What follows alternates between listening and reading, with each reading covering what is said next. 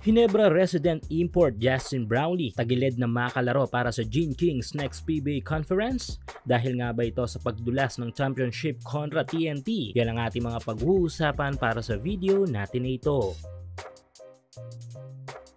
So kagabi nga ay ang gabing muling nagbigay saya sa buong komunidad ng TNT Tropang Giga dahil nga nakuha ng mga ito ang kampyonato para sa Governors Cup this PBA season. Maraming ang nagpredict na posibleng umabot ang serya sa Game 7. Ngunit kagabi ginulat ng TNT ang lahat ng mga fans ng PBA. Umpisa pa lang kasi ng laro ay agresibo na ang Gene Kings sa opensa kung saan ay nakuha nga nila ang 2 quarters ng game mula 2nd hanggang 3rd period. Ngunit pagsampa ng 4th at final quarter ay biglang nag-collapse ang Gene Kings habang ang TNT ay lalong naging dominante sa pagtatapos ng game sa tulong ni RHJ at Jay Castro. Dahilan kung bakit sa kanila mapupunta ang panalo at kampyonato sa laban na ito sa final score na 95-85. Hinirang si Castro ng finals MVP kung sana'y talaga namang deserve ni The Blur, scoring 13 points. Habang si RHJ naman ay ang top scorer sa game kung sana'y kumamada ito ng 31 points. Habang sa Gene Kings naman ay hindi na i-survive ng 31 points ni Barrientos, 16 points ni Brownlee at 12 points ni Hulk ang Ginebra sa laban na ito. Dahil dito ay sobrang lungkot sa baluarte ng Gene Kings. Kitang-kita ang pagkadismaya ng team. Patunay na hindi lahat ng pagkakataon ay mabisa ang never say die attitude. Anyway,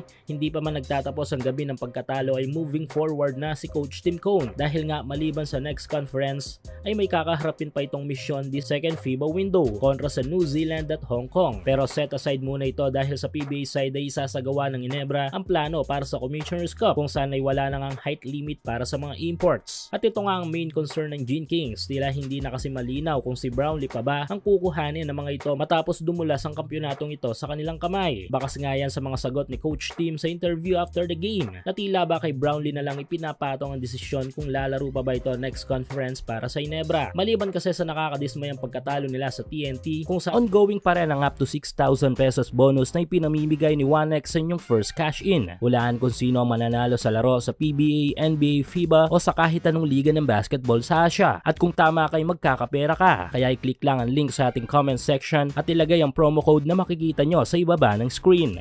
Saan sa seryeng ito ay may bagsak pa na performance na Justin ay may kakaharapin pa itong tungkulin sa ating national team this month. At pagkatapos ng second window this month ay may third FIBA window pa sa Pebrero sa susunod na taon. Kaya concerned din dito ang pahinga ng Ginebra resident import. Syempre ay konsidera din natin ang pag-uwi muna nito sa Amerika para makasama ang kanyang pamilya. Kaya wag siguro nating masamayin ng statement ni Coach Tim na tila yung pinagmumula na yung pagkadismaya. Dahil kung iisipin mabuti ay concern lang siguro ito para sa ating naturalized player. Anyway, abangan natin ang mga susunod na update ukol sa next import ng Gene Kings at sa iba pang mga kupunan sa PBA. Para kay Justin Brownlee, kailangan ito muna ipahinga dahil siguradong mas matindi ang nag-aabang sa kanya kasama ang buong Gila squad sa magiging laban natin sa second FIBA window, lalo na sa laban natin kontra Tall Blacks.